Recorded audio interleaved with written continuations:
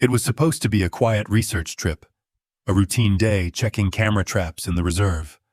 The sun rose over the American plains like molten gold, and laughter filled the truck as Dr. Ethan Cole and his daughter sang along to old songs on the radio. But nature has its own plans. Hours later, that same laughter was swallowed by silence. The birds had vanished. Even the insects had gone still. On the ground lay torn grass, paw prints, and blood, the aftermath of a war between lions and hyenas, and under a thorn tree, a discovery that defied reason. A lion cub, barely alive, its tiny chest fluttering with the last traces of breath. Ethan knew the rules. He wasn't supposed to interfere. But when his daughter whispered, Mom wouldn't leave him, something inside him broke. That single act of compassion set in motion a chain of events that would echo years into the future, leading to a day when the wild itself would look back at him and remember. The late afternoon sun bled across the endless plains, painting the American wilderness in shades of fire and dust. The wind had died an hour ago, leaving the world unnervingly still, too still, as if the earth itself were holding its breath. Dr. Ethan Cole knelt in the cracked red dirt, his shadow stretching long behind him, his arms cradling something small, broken, and precious. Scout, the young German shepherd pup he had raised since birth, lay limp in his hands. Each shallow breath trembled like the flicker of a dying flame. The animal's fur was darkened by blood and earth, its eyes half closed, unseeing. Ethan pressed 2 fingers gently against its chest, counting the weak rhythm that staggered beneath his touch. "Stay with me, buddy," he whispered, voice rough and unsteady. "You're okay. You're gonna be okay." The words came out as both a plea and a lie. He could taste the metallic tang of panic on his tongue. Around him, the air shimmered in the heat, silent, suffocating, endless. Somewhere in the distance, a crow cried once, then fell silent again, as if even the scavengers were waiting to see what would happen next. A small hand clutched his sleeve. "Daddy?" Ethan turned. Lily stood beside him, her sun hat crooked, cheeks streaked with dirt and tears. The 6-year-old had her mother's eyes, clear, blue, full of feeling, and they were wide with terror now. "Daddy, is he going to die?" The question cut through him like glass. He wanted to answer, to reassure, to say the right thing, but his throat refused to shape the words. Instead, he swallowed hard, blinking against the sting in his eyes. "Not if I can help it," he murmured finally, though even he could hear the doubt in his own voice. He tore a strip from his field shirt and pressed it gently against Scout's side. The fabric darkened almost instantly. The pup whimpered once, a fragile sound that barely pierced the air, and Ethan felt his own breath falter in response. He could fix broken bones. He could suture wounds. But when something this small began to slip away, there was a helplessness that not even years of training could silence. The world felt wrong, off balance. The stillness of it crawled across his skin like static. He glanced toward the horizon, where tall grasses swayed not at all, where the last light of day hung like molten copper above the mesas. Even the cicadas had gone mute. "Lily, sweetheart," he said softly, "go back to the truck. Get the med bag." But she didn't move. She only stared, eyes fixed on the dying shepherd, her lower lip trembling. "He's scared," she whispered. "He needs me." A sudden gust of wind swept across the field, sharp, unexpected, and the dust lifted in lazy spirals around them. Ethan looked up instinctively, scanning the tree line. Nothing, just the whisper of the wind dying again, leaving a silence so deep it pressed against his eardrums. Then he felt it, that shift, that old primal awareness that something vast was watching. His breath caught. The air itself seemed to thicken, charged with something ancient. The fine hairs on his arms lifted. He turned his head slightly, slow, deliberate, every instinct screaming, "Don't make sudden moves." Behind him, Lily gasped. "Daddy," she breathed, her voice trembling. "There's something there." Ethan didn't move. Not yet. He kept his hand steady on Scout's chest, feeling for the faint thump of life beneath the fur. Then, slowly, he looked over his shoulder and froze. Less than 10 meters away, framed by the dying sun, stood a lion. It was enormous, larger than any he'd seen in captivity, mane flowing like burnished bronze around a face that looked carved from the earth itself. The animal's eyes, golden, unblinking, locked onto him, and in that instant Ethan's entire world narrowed to those eyes. Beautiful and terrifying, all at once. The lion's nostrils flared. It took one slow step forward, then another, each movement fluid, deliberate, powerful. Muscles rolled beneath its coat like molten iron. The faint wind carried the musky scent of wildness, raw and electric. Ethan felt his pulse slam in his throat. He knew he couldn't outrun it. Knew there was no way to protect Lily if it chose to charge.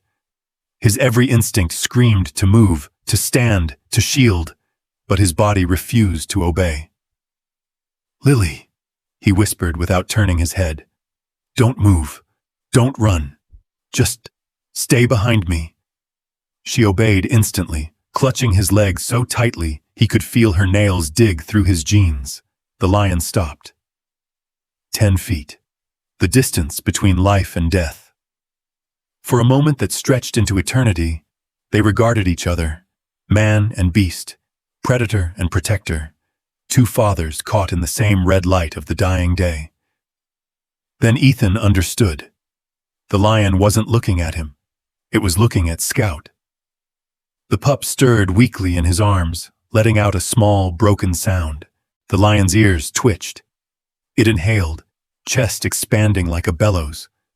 A low, rumbling growl rolled from its throat, a sound so deep it vibrated in Ethan's bones.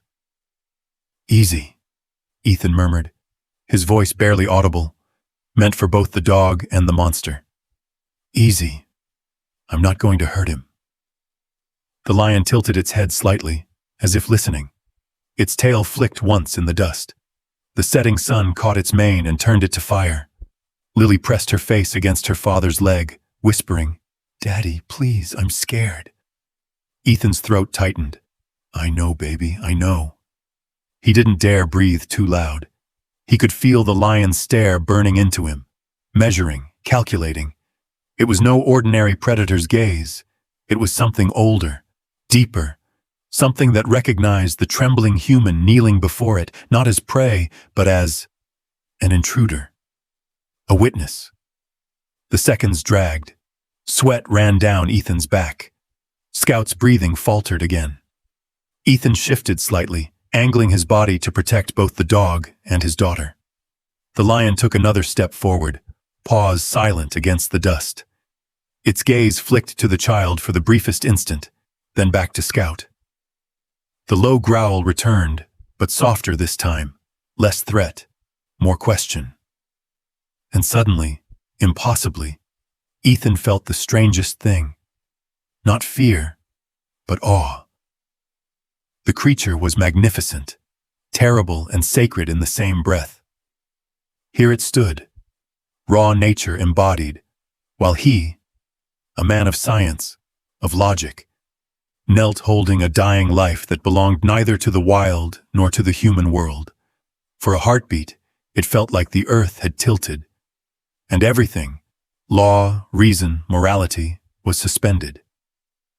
Dust floated between them in the fading light, like gold dust in a cathedral. The silence was holy. Then, far off, a single rumble of thunder rolled across the horizon. The lion's ears flicked toward the sound. It blinked once, slow and deliberate, then stepped back. 1, 2 paces, its gaze never leaving Ethan. The spell broke. Ethan exhaled shakily, realizing only then that he had stopped breathing. The lion turned, powerful shoulders rippling beneath its mane, and vanished into the tall grass, swallowed whole by the burning dusk. For several seconds, Ethan didn't move. He could still feel the echo of that stare, the electric weight of it lingering in the air. Then Lily's small voice broke the silence. "Daddy, what was that?" Ethan looked down at her. Dust in her hair, tears arose on her cheeks, eyes wide and glimmering, and then at the pup in his arms. "That," he whispered hoarsely, "was something I don't ever want to forget." He pressed Scout closer, feeling the weak thud of life against his chest. The plains around them were quiet again, as if the storm had passed. But deep inside, Ethan knew it hadn't. Something had just begun. The day had begun in gold. The first rays of sunrise spilled over the horizon, washing the American plains in a soft, honey-colored light. Long shadows stretched from the acacia trees, and the world smelled of dew and dust, a brief, perfect peace before the heat. The old truck rattled along the dirt road, kicking up trails of red earth that glimmered like sparks behind it. Inside, Ethan Cole tapped the steering wheel in rhythm to an old country tune playing from the radio. His daughter Lily sat beside him in the passenger seat, bare feet dangling, hair tangled from the wind. She was singing off-key, but with the wholehearted joy only a child could muster. Her laughter filled the cab, warm and alive, bouncing off the metal interior like sunlight trapped in sound. For a while, that was all there was: music, laughter, and the hum of tires on gravel. Ethan stole a glance at her and smiled. "You're getting better, you know," he said. "Better at what?" "At murdering this poor song." Lily giggled. "That's not nice, Daddy." He chuckled. "You're right. Guess I'm outnumbered. Scout likes your singing." The German Shepherd pup in the back seat let out a sleepy yawn, his head resting on Lily's backpack. She leaned back to scratch his ear, and he thumped his tail lazily in reply. For a moment, it was perfect. Just a father, his daughter, their dog, and an open road slicing through a living postcard. Ethan wished it could stay that way forever. But peace, he knew, never lasted long out here. The sun climbed higher, bright and unrelenting. They turned off the main track, bumping along a narrower trail that wound through the Wildlife Conservation Preserve, one of the last remaining refuges for apex predators in this region. The truck creaked with every rut, but Ethan knew these roads like old scars. Lily leaned forward, eyes wide, scanning the endless expanse of grassland. "Do you think we'll see the lions today?" she asked. "Maybe," Ethan said, "if we're lucky, and if they're not sleeping in the shade." "Mom said lions are most active at dawn and dusk," Lily recited proudly, "because they get too hot in the middle of the day." Ethan's hands tightened on the steering wheel. "Yeah," he murmured, voice soft. "That's exactly right." For a moment, the memory of her filled the cab. The sound of her laughter, the way her hair smelled of cedar and antiseptic, the look in her eyes when she spoke of wild things. Claire, his wife, had been a wildlife vet like him, fearless, brilliant, stubbornly kind. She'd died 3 years ago during a rescue attempt when a sedated wolf had woken too soon near a cliffside. The fall had been instant. He'd told Lily her mother became part of the wild she loved. It was the only version of the truth gentle enough for a 6-year-old heart. Since then, every drive like this had felt half empty, except when Lily laughed. Then, for a fleeting second, it felt as if Claire were still there, smiling through their daughter's eyes. The road curved toward a line of fever trees.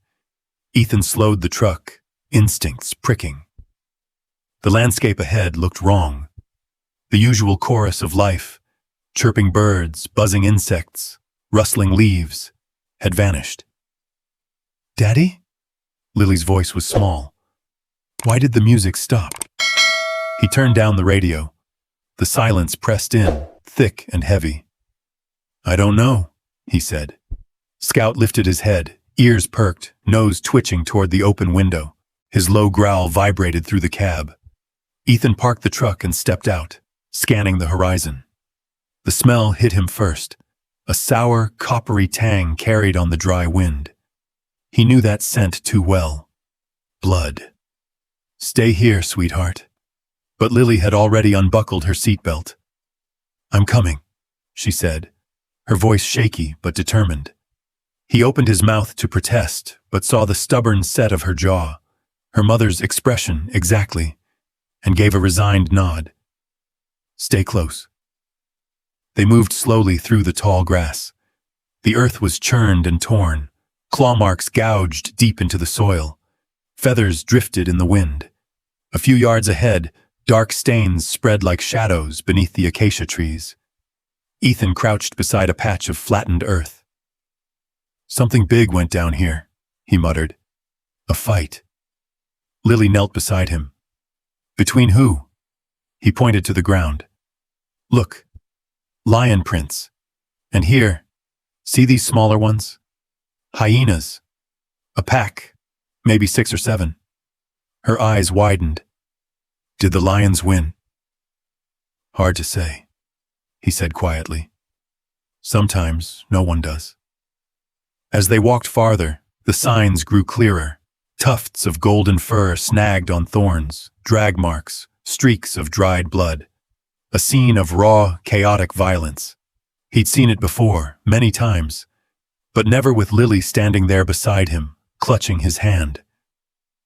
Why do they fight? She whispered. For food, he said. For territory. For survival. Lily frowned. That's not fair. No, he said softly. It isn't. They reached the far side of the grove, where the air was cooler in the shade. Time of 400 mus. Scout padded ahead, sniffing the ground. He gave a sudden bark, sharp and startled, and darted toward a cluster of bushes. Scout, Ethan called, rushing after him. The pup stopped abruptly at the base of a low acacia tree. Beneath its tangled roots, half hidden by dust and leaves, lay a small shape. Ethan's breath caught. It was a lion cub, no more than 8 weeks old. Its golden fur was matted with dirt and blood, its body motionless. For a terrible second, he thought it was already gone. Then it twitched. Barely. Lily gasped. Daddy! He's alive! Ethan dropped to his knees, gently brushing away the dirt. The cub's flank rose and fell in shallow, irregular breaths. He pressed his hand against its chest. Faint heartbeat, fast and weak. Oh, you poor thing, he murmured. The wounds were ugly. Puncture marks along its shoulder, deep scratches across its neck. Likely the work of hyenas. The cub's eyes fluttered but didn't open. We have to help him. Lily's voice shook. Ethan hesitated. The words protocol, law, ethics flashed through his mind. As a licensed wildlife veterinarian, he was bound by strict regulations. No interference with natural selection. Intervention was only allowed when human activity caused harm, not when nature followed its own brutal logic. He knew what he should do, walk away, let the wild decide. But when he looked at the tiny body shivering in the dust, when he saw the thin trickle of breath escaping its lips, the rules began to crumble. He felt Lily's hand slip into his, small, warm, pleading. Daddy, she said softly. Mom wouldn't leave him. The words struck like lightning. He saw Claire again, kneeling in the mud years ago, cradling an injured wolf pup, smiling through tears as she said, If we have the power to save a life and we don't, then what kind of people are we? Ethan exhaled shakily, the war between duty and love raging behind his ribs. Finally, he made his choice. He unzipped his jacket and wrapped it gently around the cub. Help me clear the front seat, he said. Lily's face lit up through her tears. "We're taking him?" "Yes," Ethan said. "We're taking him."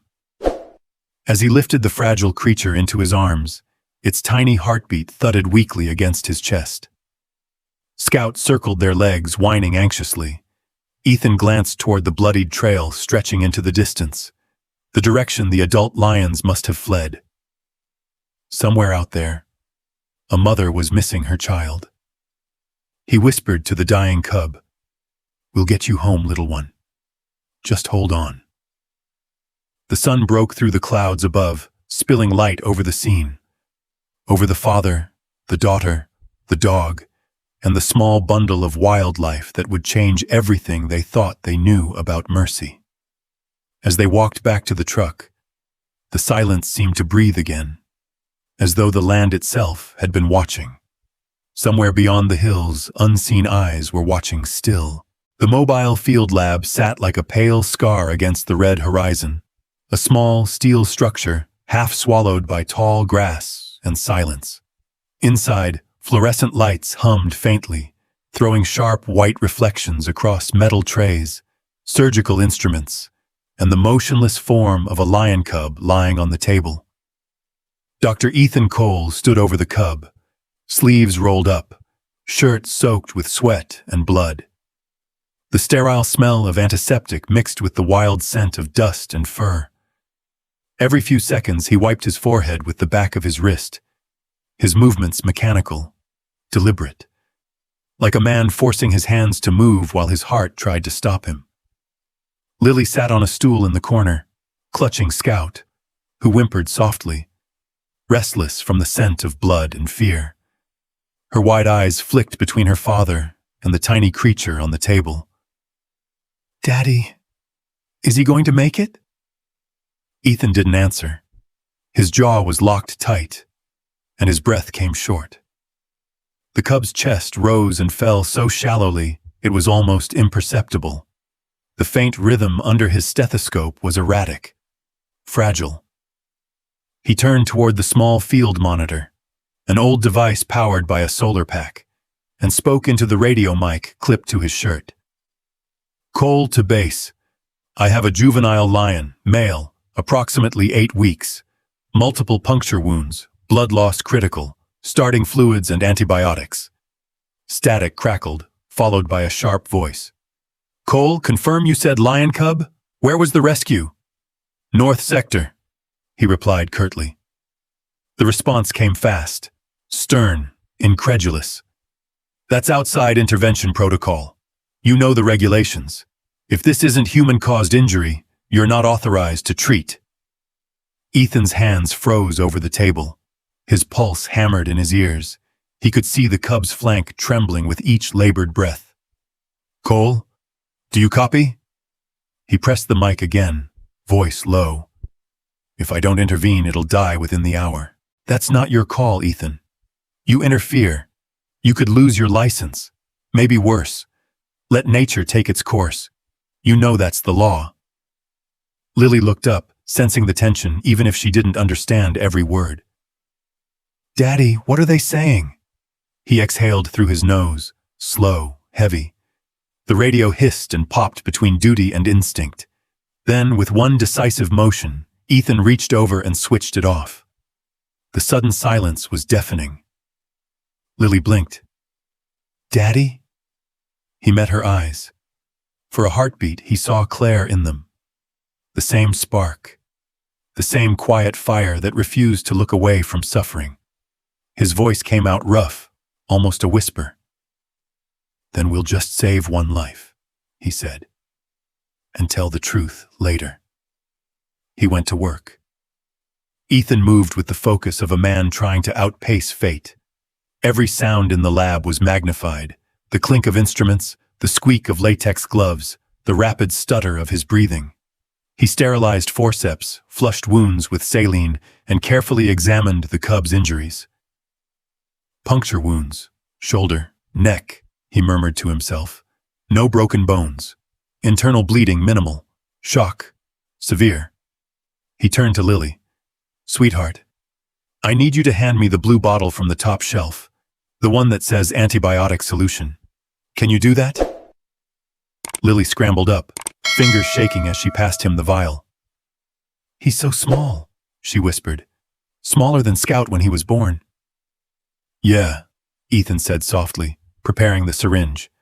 Smaller, but just as strong. He injected the fluid slowly, then started an IV line with trembling precision. The needle slid into the cub's thin leg, taped gently in place. He connected the fluids, watching the slow, rhythmic drip begin. Minutes blurred.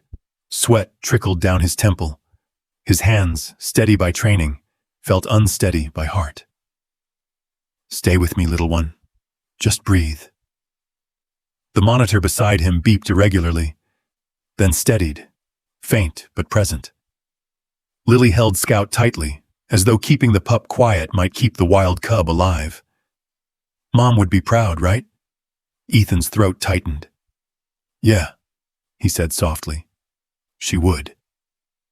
He adjusted the cub's position, wrapping it in a heated blanket, keeping its body temperature stable. The lab lights flickered once, then steadied. The heartbeat on the monitor wavered again.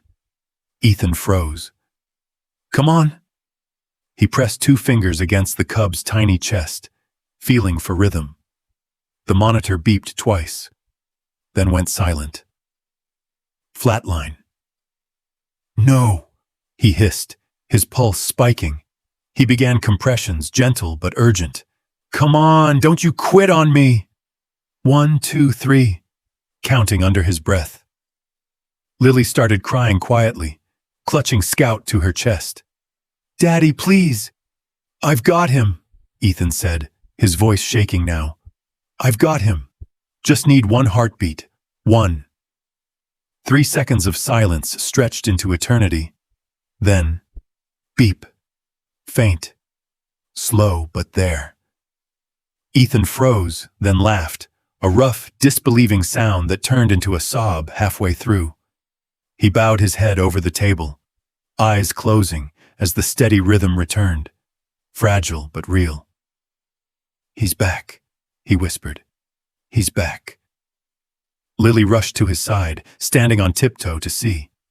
The cub twitched faintly, a tiny paw flexing beneath the blanket. Tears streaked her face. One fell, landing softly on the cub's fur. Ethan smiled through exhaustion. You see that? He murmured. That's what love does. It gives things a reason to fight. For a while they just stood there, father and daughter, bathed in the sterile glow of the lab, breathing in sync with the weak rise and fall of the tiny creature between them.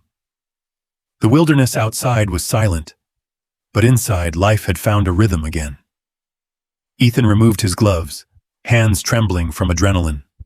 He brushed a finger across the cub's head, whispering softly, "You're safe now. You hear me? You made it." Lily wiped her cheeks. "Can we keep him?" she asked, barely above a whisper. Ethan exhaled, leaning against the table. "No, sweetheart. He belongs out there." He nodded toward the window, where dusk painted the horizon in red. "But we'll keep him alive until he's ready." She nodded solemnly, pressing her hand gently over the cub's paw. "Then we'll take care of him together." Outside, thunder rumbled somewhere far away, low and distant, like the heartbeat of the earth itself. Ethan looked toward the sound, a strange calm settling over him. For now, he'd made his choice. Rules could wait. Paperwork could burn. There was only this moment, this fragile thread of life, and the quiet understanding that sometimes breaking the law was the only way to stay human. He switched off the overhead light, leaving only the dim glow of the monitor.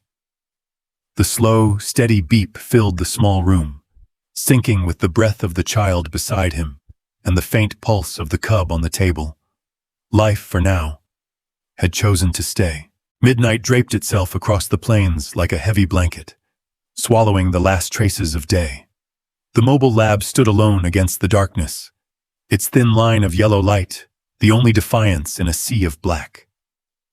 Outside, the wilderness breathed and whispered, Distant coyotes called to one another, their eerie cries echoing across the red earth. Somewhere farther away, a lion's low roar rolled through the still air, deep and ancient.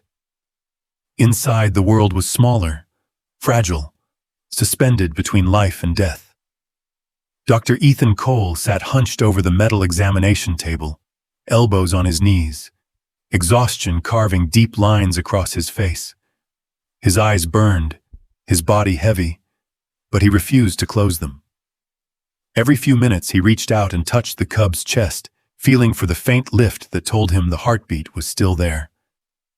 The lion cub, barely the length of Ethan's forearm, lay wrapped in a heated blanket, tiny IV tubes snaking from its leg. Its fur, once matted with blood and dirt, had been carefully cleaned, revealing patches of gold beneath the sterile light.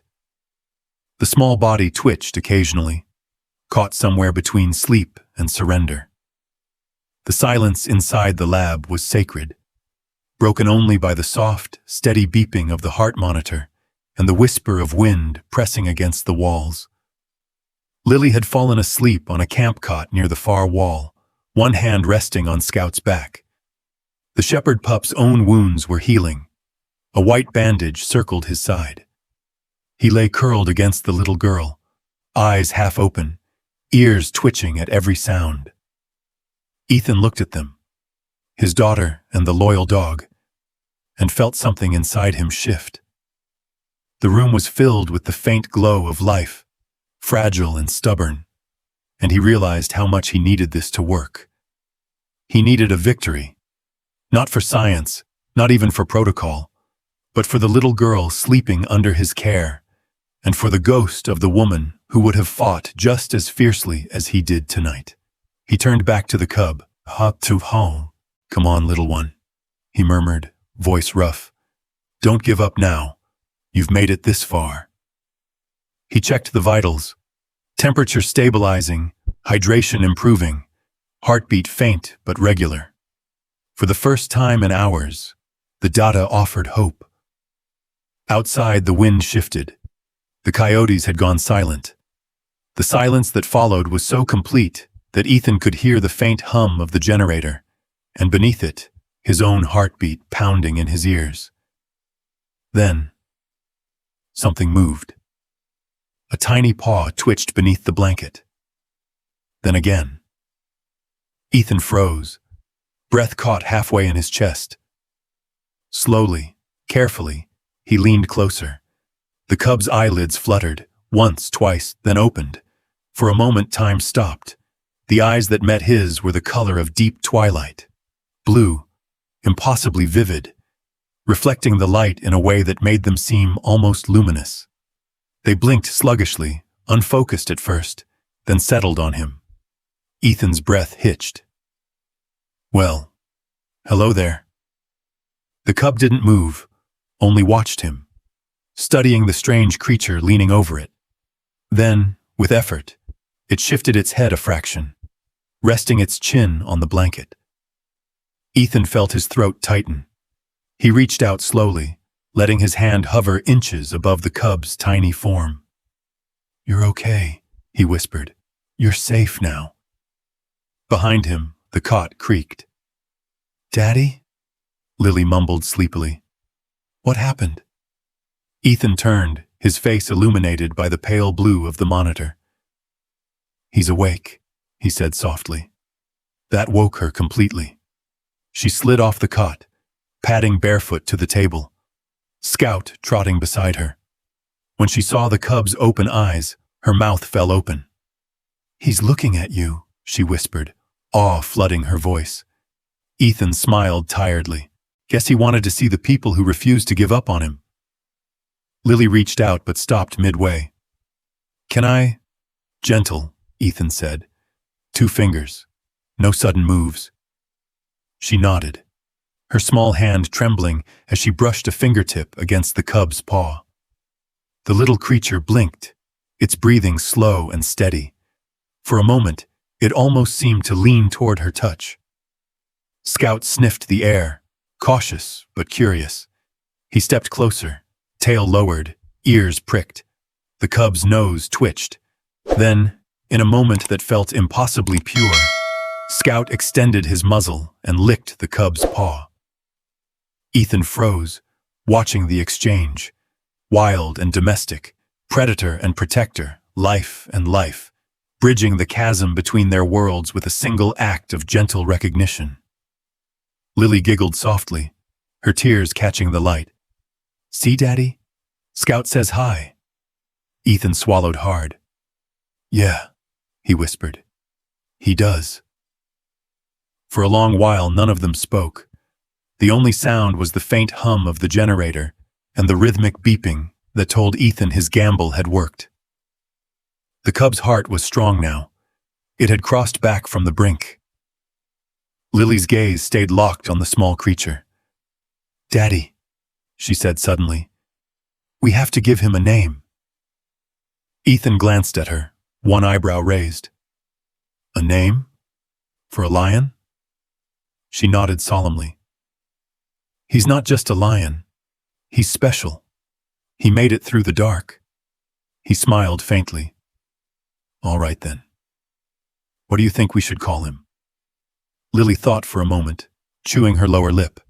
Then her face brightened. "Leo," she said, "because it means lion, and also because it sounds like light." "Light," Ethan repeated softly, tasting the word. He looked at the cub again, the fragile spark that refused to die. "Yeah, that fits." He placed a gentle hand on the cub's side, feeling the steady rhythm beneath. "Welcome back, Leo." The cub's ears twitched. Then, to their astonishment, it made a small sound, a weak, breathy mewl that broke the silence. It was soft, yet powerful enough to fill the entire lab with something bigger than sound, something that reached straight into Ethan's chest and shattered the wall he'd been holding up all these years. He laughed, a raw, broken laugh that quickly dissolved into a quiet sob. His shoulders shook, tears slipping down the lines of his tired face. Lily climbed onto the stool beside him, wrapping her arms around his neck. "Daddy, you're crying." He hugged her back, pressing his face into her hair. "I know," he said, voice trembling. "But these are the good kind." Scout whined softly, tail thumping once against the floor. The cub blinked up at them, eyes half-lidded but alert, as if trying to understand this strange, noisy pack of humans that had claimed him. Ethan looked at the tiny form on the table and then out the small window beyond, where the plains stretched endlessly beneath the star-choked sky. The earth, so silent hours ago, now felt alive again, like something had shifted, as though grace had crept quietly into their fragile world. He turned back to his daughter and whispered, "You know, sweetheart, sometimes science can't explain everything. Sometimes life just decides to come back." Lily smiled sleepily, leaning her head against his shoulder. "That's what Mom used to say." He closed his eyes, the ache in his chest mixing with peace.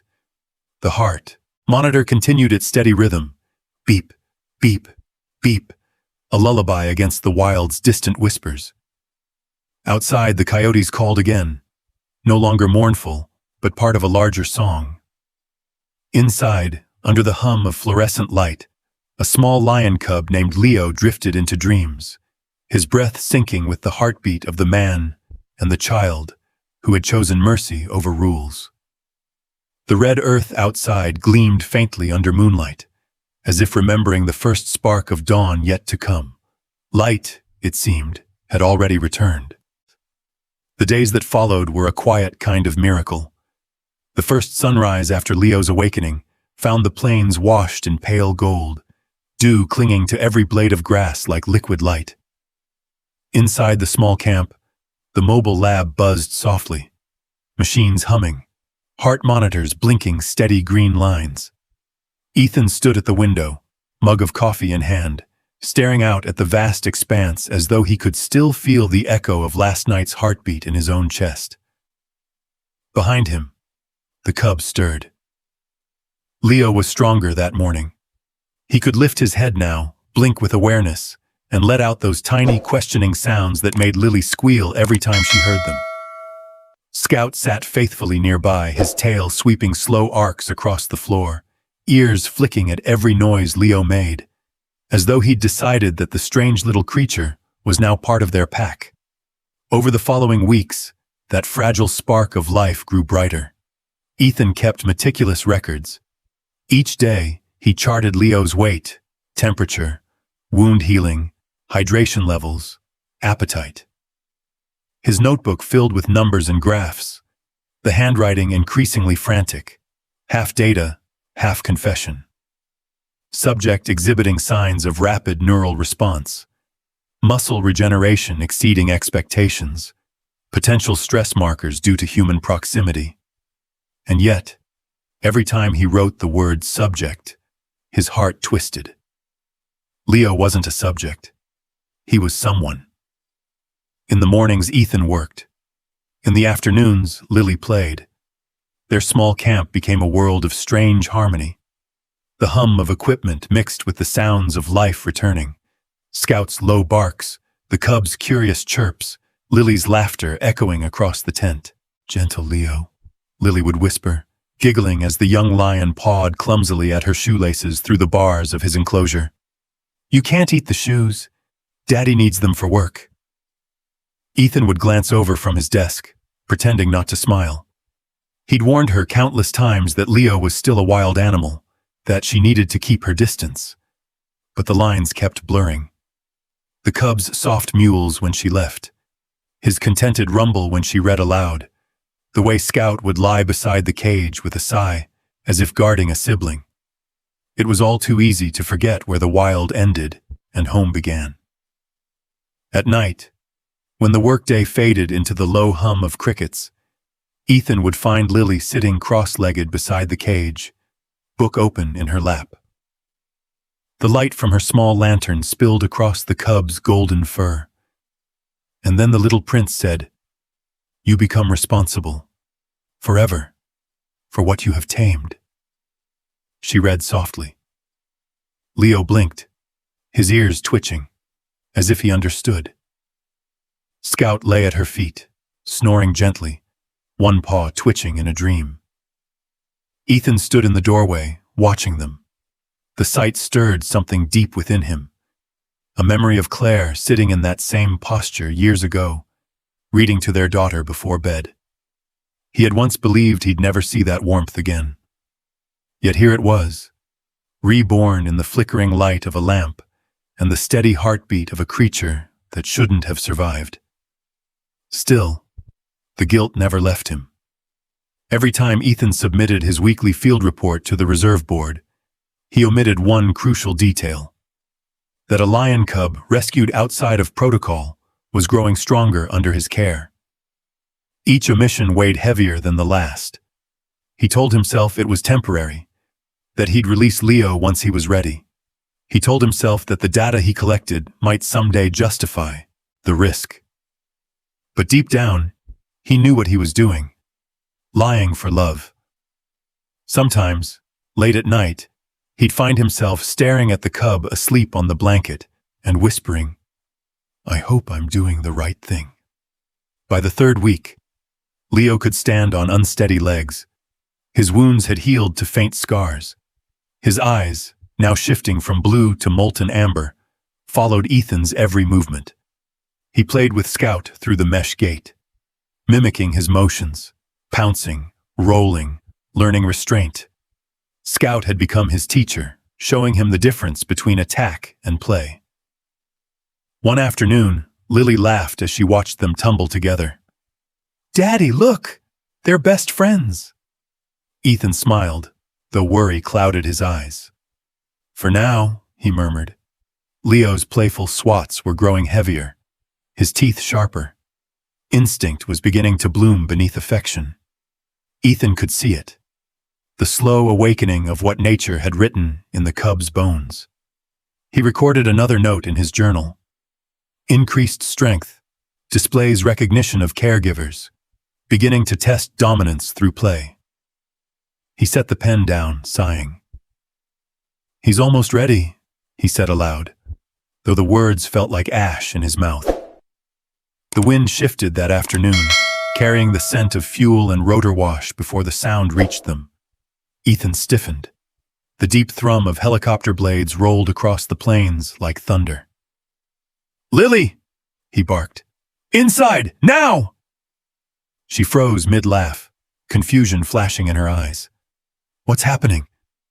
"Rangers," he said quickly, scanning the sky. "Go, inside the storage tent. Take Scout with you." The girl obeyed instantly, pulling the dog along. Time 400 miles. The cub followed her movement with curious eyes, then mewled when she disappeared from sight. Ethan moved fast. He grabbed a tarp and threw it over the cage, muting the golden flash of fur. He switched off the heater and monitors, plunging the tent into dim quiet. His heart pounded as the helicopter shadow swept across the camp, shaking dust from the canvas roof. The sound grew louder, closer. He stepped outside, forcing his face into calm professionalism. 2 rangers in khaki uniforms stood at the open door of the hovering craft, scanning the area. "Dr. Cole," one shouted through a megaphone. "Routine patrol. We're checking camera installations along the northern corridor. Have you seen any unusual animal activity?" Ethan raised a hand to shield his eyes from the wind, feigning calm. "Nothing significant. Just the usual movement near the watering hole." "Copy that." The pilot nodded, adjusting the craft's heading. The helicopter circled once more, then began to veer southward, kicking up a tornado of dust. Ethan waited until the sound faded into the horizon before letting out the breath he'd been holding. His hands trembled. He turned back toward the tent. Lily peered out from behind the flap, Scout beside her, both wide-eyed. "They're gone," he said softly. She stepped closer. "Daddy, why did you hide Leo?" He hesitated, the weight of the moment pressing down on him. "Because not everyone would understand what we're doing here," he said finally. "Sometimes, doing the right thing means keeping it safe from the people who can't see it yet." She frowned. "Is it bad to keep him?" He knelt to her level. "No, sweetheart. It's brave. But brave things are often hard." Inside the tent, Leo poked his head out from under the tarp, blinking in the dim light. His tail flicked once, uncertain. Ethan smiled faintly and walked over, crouching beside the cage. "It's all right, little one," he murmured. "You're safe. We're still here." The cub let out a small chuffing sound, a soft exhale that sounded almost like a sigh of trust. Ethan rested a hand on the mesh and whispered, "We're all breaking rules for you, aren't we?" The silence that followed wasn't empty.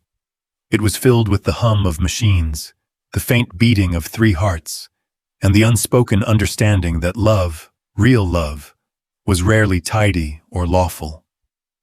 Out beyond the tent, the plains stretched under the evening sky, vast and gold and merciless.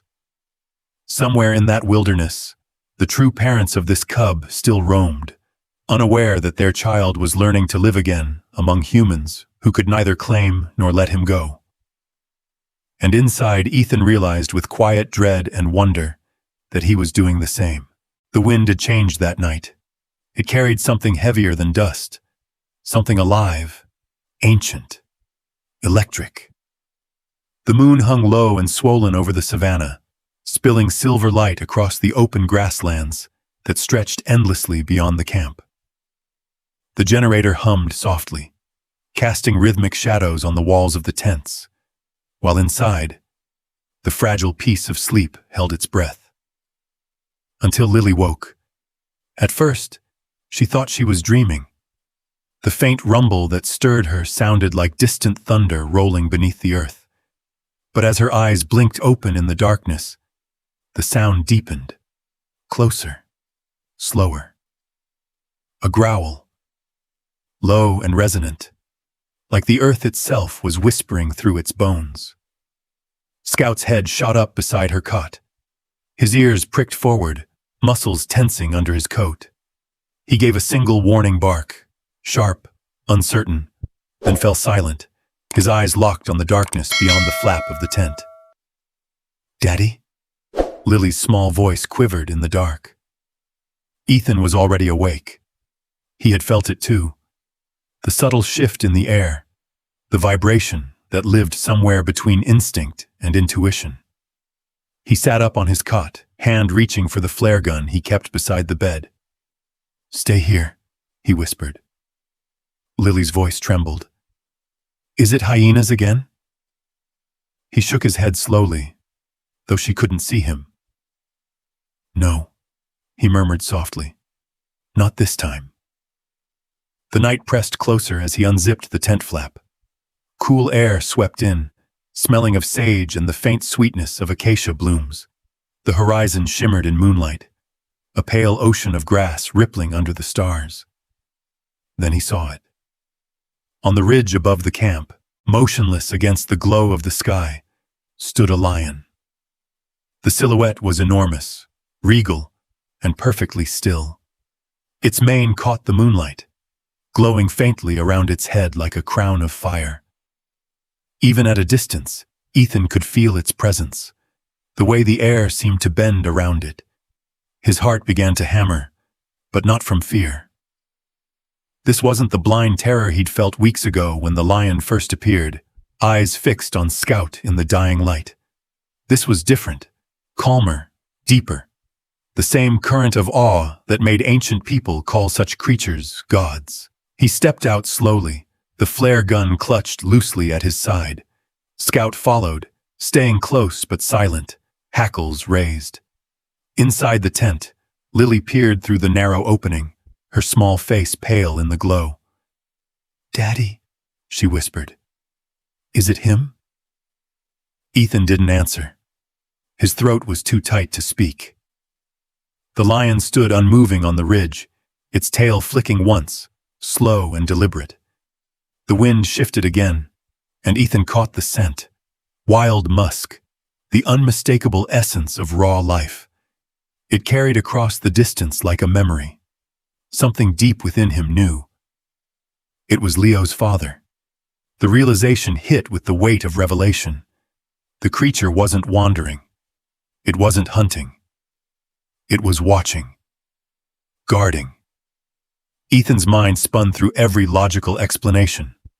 Territorial curiosity, scent of his cub lingering on the air, primal instinct to protect bloodlines. But none of them could explain the calm stillness in the lion's stance. The great beast wasn't crouched to attack. It was standing tall, head lifted, gaze steady and unafraid. He raised the flare gun slightly, not to fire, but to illuminate.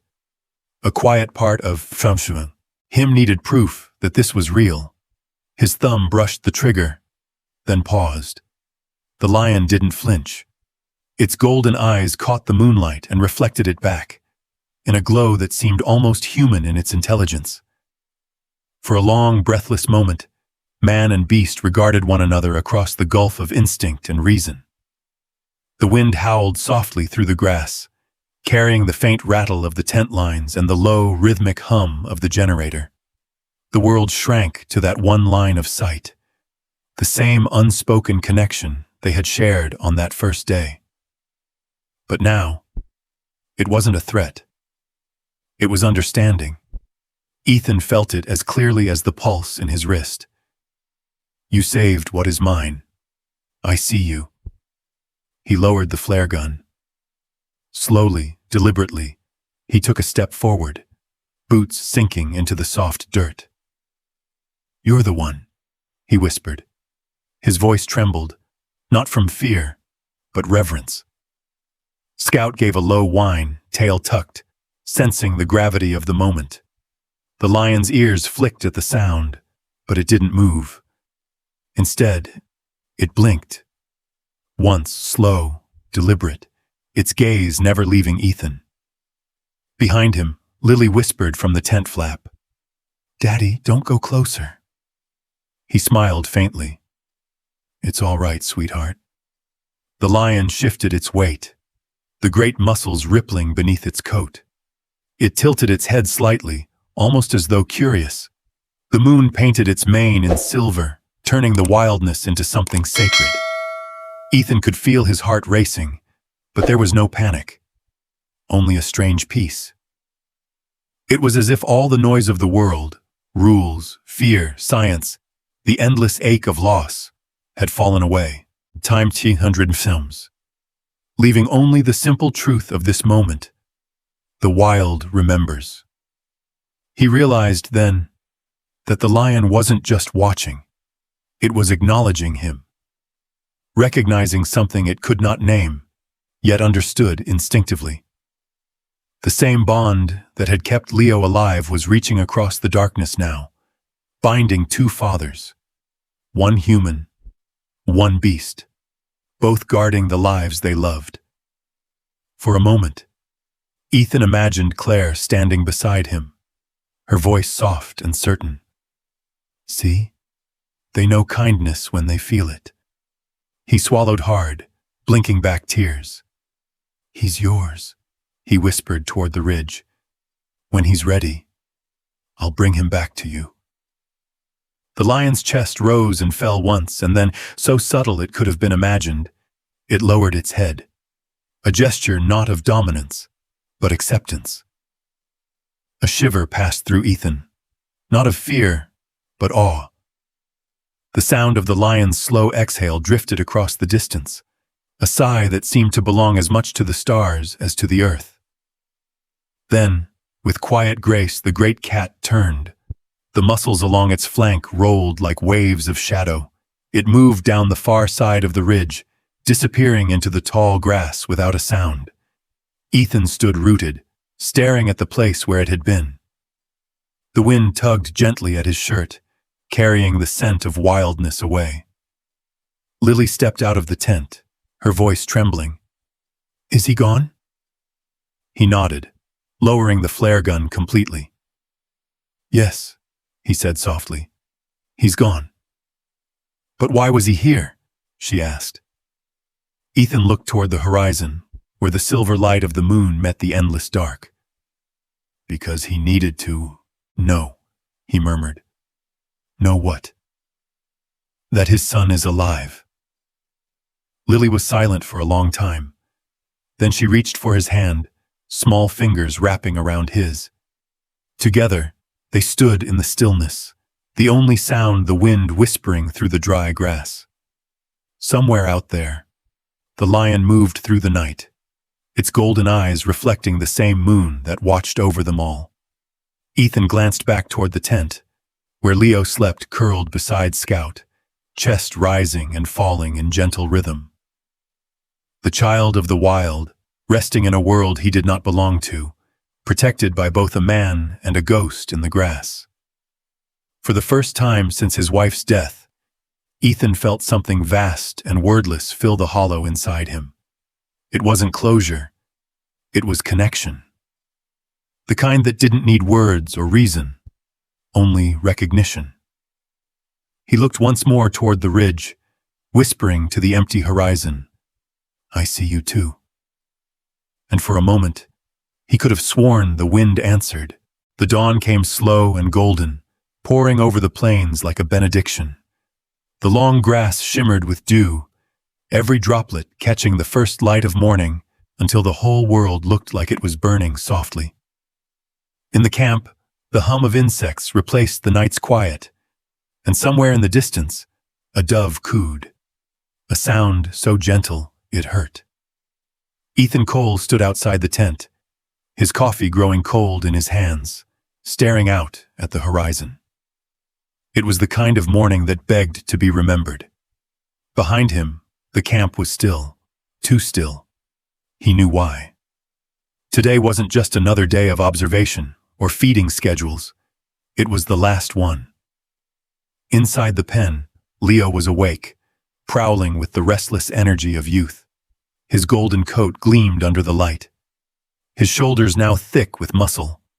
His paws far too large for any cage meant for safety. He had grown fast, too fast. The playful cub that once stumbled after Scout's tail was now a predator in bloom. Yet, Even as his size commanded awe, his eyes hadn't changed. They were still soft when they looked at Lily, still searching for something beyond instinct. Ethan watched him, heart heavy with a kind of pride that felt like loss. Lily sat cross-legged beside the pen, a bottle of formula clutched in her hands. It had been months since Leo had truly needed it, but she insisted on feeding him one last time. Ritual, not necessity. Scout lay beside her, muzzle resting on his paws, eyes following Leo's every movement. The dog had been uneasy all morning, whining softly, pacing in slow circles, as if he could sense the shift in the air. Leo padded toward them, his tail swishing lazily.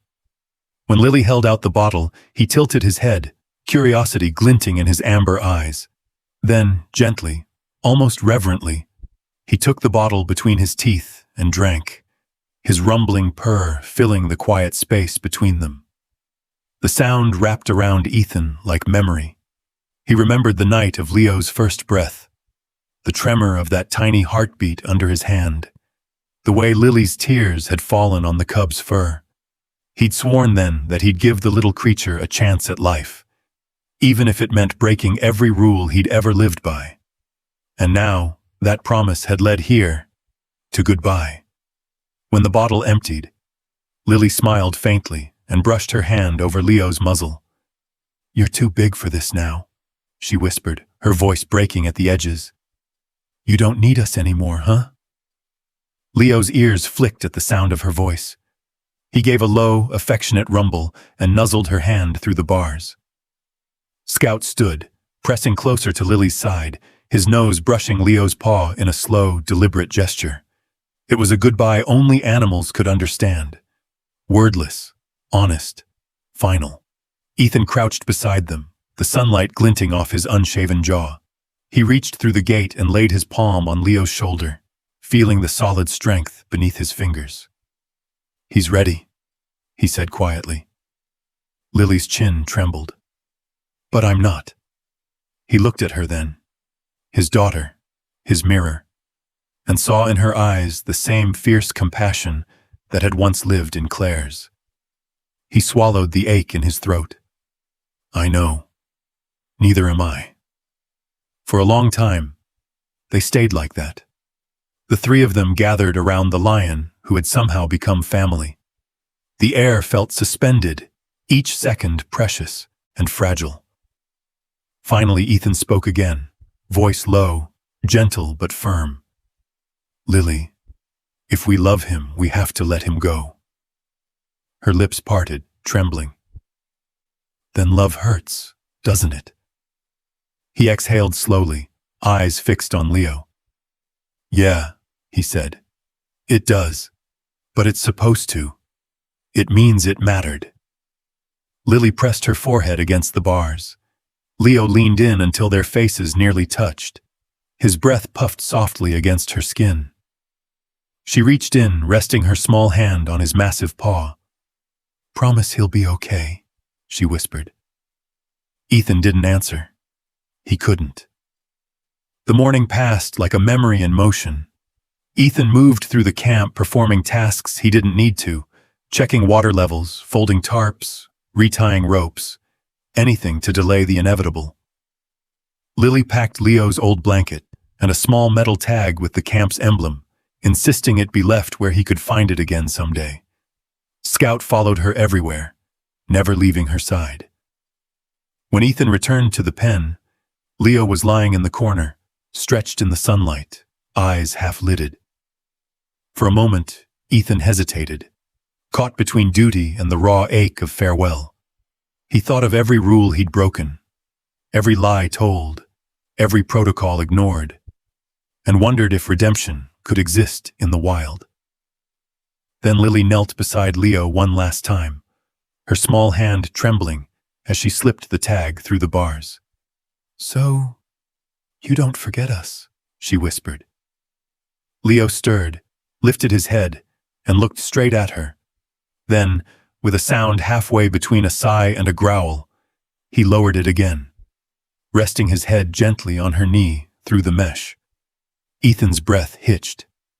That simple act, Trust given freely, love expressed in silence, shattered whatever resolve he had left. For a moment, he almost said it. We can keep him, just a little longer. But Leo's eyes met his, and something in them, wild, knowing, eternal, stopped him. The cub didn't belong to walls or cages or men. He belonged to the wind, to the earth, to the life waiting beyond this fragile camp. Ethan stood, forcing himself to breathe. His fingers curled loosely at his side, brushing against the dust. Slowly, absently, he crouched and drew a circle in the red earth with his fingertip. Lily watched him, brow furrowed. What's that? He looked at her, managing a faint smile. A promise, he said. Everything that begins comes back around. It's how life works out here. She traced the circle too, her small finger following his path until their marks joined. The sun climbed higher, washing the camp in light. The air shimmered with the heat of midday, and the shadows began to retreat toward the edge of the plains. Leo rose to his feet, stretching, his powerful muscles rippling beneath his coat. When he yawned, it was no longer the sound of a cub, but of something ancient reclaiming its voice. Ethan opened the gate just wide enough for Leo to see the world beyond, the endless expanse of his birthright. The lion's nostrils flared, catching the scent of grass and freedom. But he didn't move. Not yet. He turned his head once more toward Lily and Scout. The girl reached through the gate, her fingers brushing his mane. Go on, she whispered, tears glistening. It's okay. Leo blinked slowly, as if memorizing her face. Then, with quiet grace, he stepped back into the sunlight and looked out toward the horizon. Ethan felt the wind rise, carrying with it the faint roar of something unseen. Maybe a memory, maybe a call. He didn't know which. All he knew was that the circle in the dust was complete. And somewhere within that shape, fragile, eternal, infinite, love and loss had found the same home. The sun was already high by the time they reached the edge of the preserve. Dust rose behind the old truck like a golden veil, glowing in the light as it drifted back to earth. The road wound between acacia trees and tall grass swaying under the morning wind, each gust carrying with it the faint scent of dry earth, wild sage, and memory. Ethan drove slowly, both hands tight on the steering wheel. Lily sat beside him, silent, her small face pressed against the window. Scout rested his head on her lap, eyes watching the blur of land and sky roll past. In the back, the steel cage rattled softly with every bump in the road. Leo was inside. The lion sat upright, calm but alert, his golden eyes fixed on the world outside. He had outgrown the cage in more ways than one. It could no longer contain the wildness that lived beneath his ribs. His mane, still half-grown, rippled in the wind that swept through the slits of the cage. He looked regal, untamed, impossibly alive. No one spoke during the drive. Words had run out somewhere between the decision and the moment the truck started. What remained now was silence, the kind that presses deep into the chest, heavy and unspoken. As they neared the acacia grove, the air shifted. The land seemed to remember. This was where it had all begun. The dusty circle beneath the trees. The crimson earth still faintly scarred by the chaos of that long-ago hunt. Ethan could still see it when he closed his eyes. The tiny cub gasping for breath. The trembling hands that refused to let go. Now, 2 years later, he was bringing that same life back to where it belonged. He stopped the truck at the edge of the clearing. The engine coughed, sputtered, then went quiet. The silence that followed was absolute. Ethan stepped out first, his boots sinking into soft dirt. The air was hot and still, carrying the faint hum of insects and the whisper of leaves overhead. He walked to the back of the truck and unlatched the tailgate. pausing for a moment with his hand on the metal. "Lily," he called softly. She climbed out, holding Scout close, her hat clutched tight against the wind. Her eyes were already wet, though she tried to blink the tears away before her father could see. Ethan didn't mention it. He didn't need to. He moved to the cage and crouched beside it. Leo watched him calmly, ears flicking, muscles shifting beneath his tawny coat. Ethan's reflection shimmered in those golden eyes, human and animal, protector and witness. "This is it, buddy," Ethan said quietly, voice trembling despite himself. "You're going home." He unlatched the cage door, but didn't open it yet. For a moment, he simply rested his hand against the cold steel, taking in the weight of what this meant. Every scar, every sleepless night, every choice that had blurred the line between man and nature, all of it had led here. Lily stepped closer, her voice a whisper. "He's not scared." Ethan looked at her, then back at the lion. "No," he said softly. "He's ready." The door creaked open. Sunlight poured into the cage like liquid fire, spilling over Leo's fur until he glowed.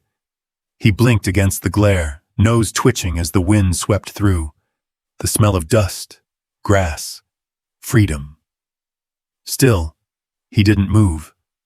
He stayed where he was, tail flicking once, eyes shifting between Ethan, Lily, and Scout. His ears swiveled at the sound of Lily's breath hitching, and for a heartbeat, he almost seemed to hesitate. Rate, slow. "It's okay," she whispered through tears. "Go on, Leo." Ethan knelt beside her. "Let him choose," he murmured. Time slowed. The wind stilled. Even the insects seemed to pause. Then, with a low, rumbling exhale, Leo stepped forward. The cage door swung wider as his paws met the red earth. Each movement was graceful, deliberate, like a memory coming full circle. He paused halfway out, looking back over his shoulder. Ethan could hear his own heartbeat. Lily reached out, fingers trembling, brushing the fur along Leo's flank as he passed. "Goodbye," she whispered, her voice breaking. For one suspended moment, 3 hearts beat as one, man, child, and lion bound by a love that neither time nor instinct could erase. Then Leo took his first step into the open. The sunlight caught his coat, turning him to gold. He lifted his head, nostrils flaring, and gazed across the endless plains. The wind rushed through the grass, carrying a sound that was half sigh, half song. He moved forward, each stride more certain than the last. Ethan felt something inside him unravel. Lily's tears came silently at first. Then, in great shuddering waves, she pressed her face into his chest. "I don't want him to go," she sobbed. Ethan held her tight, his own eyes burning. "I know," he whispered. "But look." They both turned to see Leo pause at the edge of the grove. The lion stood perfectly still, looking back at them one final time. The world seemed to stop breathing. Then, from somewhere deep in the distance, came a sound that split the silence. A roar, low and thunderous, rolling across the plains like a heartbeat from the earth itself. It wasn't just a call. It was an answer. Leo froze, ears pricking forward. His entire body trembled with recognition. Then, with a deep, instinctive cry of his own, he lifted his head and roared back. The sound was fierce, pure, filled with everything that words could never say. Ethan felt the hair on his arms rise. Scout lifted his head and howled, a wild, mournful sound that mingled with the lion's voice until it was impossible to tell where one ended and the other began. Lily clung to her father, sobbing openly now. "That's his dad," she choked out. "He heard him." Ethan nodded slowly, unable to speak. Leo turned once more toward the horizon and began to walk. Each step carried him farther from them, through the tall grass, past the acacias, into the glowing distance where light and dust became one. When he finally disappeared from view, the silence that followed was heavy and holy. Ethan sank to one knee, pulling Lily close. She buried her face against his chest, and he rested his chin on her hair. Scout pressed against their legs, whimpering softly, his eyes fixed on the horizon. The wind rose again, carrying with it the scent of wild things and distant rain. Ethan exhaled shakily, staring at the spot where the lion had vanished. "He's home," he whispered. "That's all that matters." Lily nodded against him, her tears soaking into his shirt. "But it hurts, Daddy." He looked down at her, brushing the hair from her face, though. "That's love, sweetheart," he said gently. "The kind that's real always hurts a little." For a long time they stayed there, father, daughter, and dog, wrapped in the silence of the savannah. The sun climbed higher, bleaching the sky with light. And though the world looked unchanged, everything within them had shifted. Somewhere out there, two lions walked together, the son returning to his father, the circle complete. And behind them, on the red earth that had once held life and loss in equal measure, three hearts beat slower, steadier, and somehow lighter. The world had changed, though the plains looked much the same. The acacia trees still leaned against the sky like crooked silhouettes, their branches whispering secrets to the wind. The grass still danced under the sun, shimmering gold in one season, silver in another. But for Dr. Ethan Cole, the land no longer felt like a wilderness. It felt like a memory that breathed. 2 years had passed since he'd opened that cage door. 2 years since Leo vanished into the dust, leaving behind a silence that had never quite gone away. Now Ethan drove through that same stretch of land in a truck marked Wildlife Canine Unit, the emblem of his new training program painted on the door. Scout sat proudly in the passenger seat, muzzle gray with age, eyes still sharp as the horizon. And in the back, secured by her harness and laughter, sat Lily. 8 years old now, sunburned, bright-eyed, fearless. "Camera 12 should be just ahead," Ethan said, checking the GPS. Lily leaned out the open window, the wind tangling her hair. "I see it. It's near the big rock." He smiled. "Good eye." They parked beside a cluster of boulders overlooking a shallow valley. The sun was higher now, painting long shadows across the dry grass. Birds wheeled lazily above, their calls sharp and distant. It was the sort of morning that made him believe, for a moment, that peace could last. Ethan grabbed his tablet and camera receiver. "Okay, let's see what our nocturnal neighbors have been up to." Lily hopped down from the truck, her boots kicking up small clouds of dust. Scout trotted ahead, tail wagging, nose pressed to the ground. Together they approached the motion sensor camera strapped to a tree. The small device blinked steadily, its casing speckled with red dust. Ethan crouched, connecting the data cable to his tablet. The screen lit up with numbers, timestamps, and video clips from the past week. Images of elephants at dawn, a leopard slinking through the grass, wildebeest at the waterhole. "Look, Daddy," Lily pointed. "That one's a cheetah." "Good catch," he said with a grin. "Fastest thing out here. Except maybe you, when you smell pancakes." She laughed, bumping his shoulder. The sound was light and pure, the kind that made the world feel simple again. Time 800 chimes. For a moment, everything was exactly as it should be. Then, the wind changed. It began subtly, the wind shifting, cool air brushing the back of Ethan's neck. Then silence. Birds ceased. Insects hushed. Even the grass stilled. Scout froze, tail low, ears pinned. A deep growl rumbled from his chest. "Lily," Ethan said quietly, rising. Get in the truck.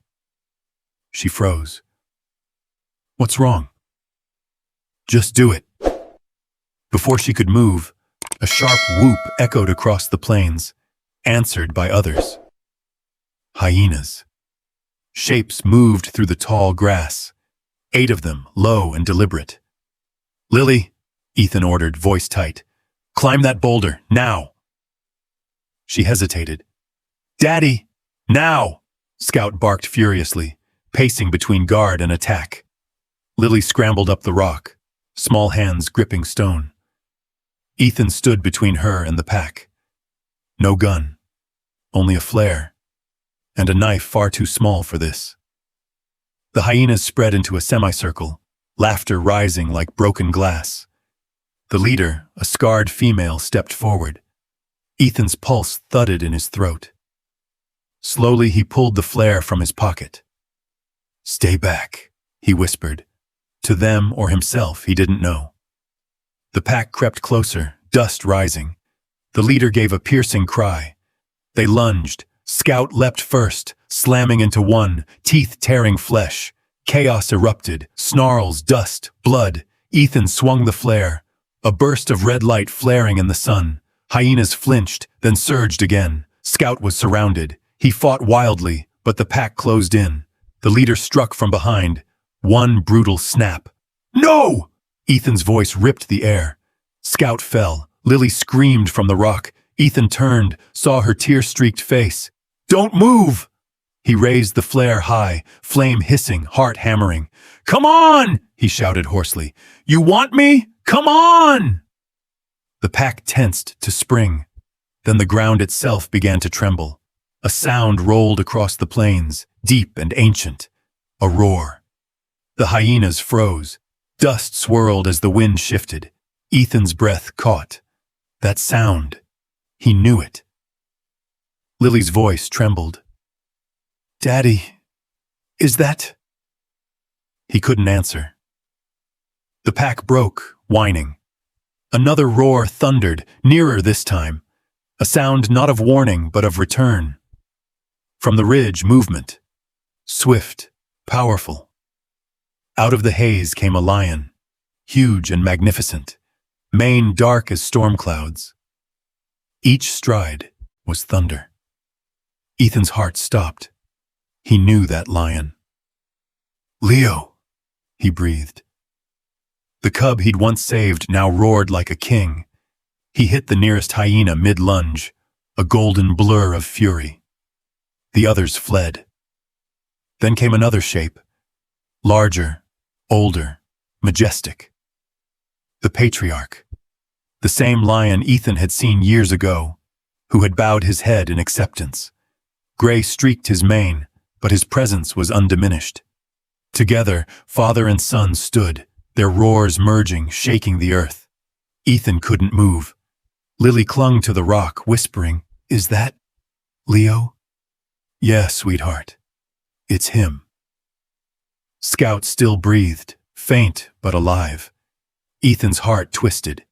Leo's golden eyes met his, steady and knowing. The world fell away. Ethan stepped forward, flare dying in his hand. Leo advanced, slow, deliberate. When they stood face to face, Ethan raised a trembling hand, as he once had to the dying cub. Hey boy, you remember me? For a moment, nothing. Then Leo pressed his great muzzle into Ethan's palm. Warm, heavy, alive. Ethan's knees weakened. It was the same gesture his father had once given. Recognition, forgiveness, grace. Tears blurred Ethan's eyes. He pressed his forehead to Leo's mane. You came back, he whispered. Behind Leo, the elder lion approached. His golden gaze met Ethan's across the red earth. You kept your promise. I came to keep mine. The patriarch circled once, marking the ground, claiming it. Then he stood behind Ethan, a silent guardian. Lily climbed down, trembling. Daddy, she whispered, they remember you. Ethan nodded softly. Yeah, They do. Leo turned his gaze to Lily. For a breathless moment, child and lion regarded one another. Then he gave a soft chuff, the same sound he'd made as a cub seeking comfort. "Hi, Leo," she whispered through tears. Leo moved to scout, nudging the wounded dog gently. Ethan's throat tightened. The patriarch rumbled low, a sound like thunder in the bones. Then both lions turned toward the horizon, where the sun bled into gold. They began to walk, majestic, unhurried. At the ridge, Leo paused, looking back once more. Their eyes met, a promise, a thank you, a goodbye. Then he followed his father into the tall grass. Silence returned. Ethan stood motionless, hand still lifted. Then he sank to his knees, the weight of it all breaking over him. Lily ran to him, Scout pressed weakly against his leg. Ethan looked toward the fading light. "In a world ruled by instinct," he murmured, "they chose mercy. Maybe that's the difference between surviving and being alive." Far off, two silhouettes stood against the setting sun, one dark, one golden. A soft roar drifted on the wind, not fierce but gentle. Ethan closed his eyes. The kings had returned, and the wild had remembered. You know, stories like this remind us that love isn't limited by species. Whether it's a lion finding his way home, or a loyal German shepherd standing by his person until the very end, animals have a way of showing us what devotion really means. They love without conditions, forgive without words, and remind us that kindness still matters in this noisy world. If you've ever looked into your dog's eyes and felt that quiet understanding, that bond that doesn't need explaining, then you already know what I mean. And if you'd like to explore ways to connect even more deeply with your own dog, there's a wonderful little resource I've been reading lately. It's helped me understand the language our dogs use to talk back to us, not through words, but through trust. I'll leave it right below in case you'd like to take a look. No pressure, of course, just something from one dog lover to another. Because at the end of the day, love, the kind we share with our animals, is what keeps us human.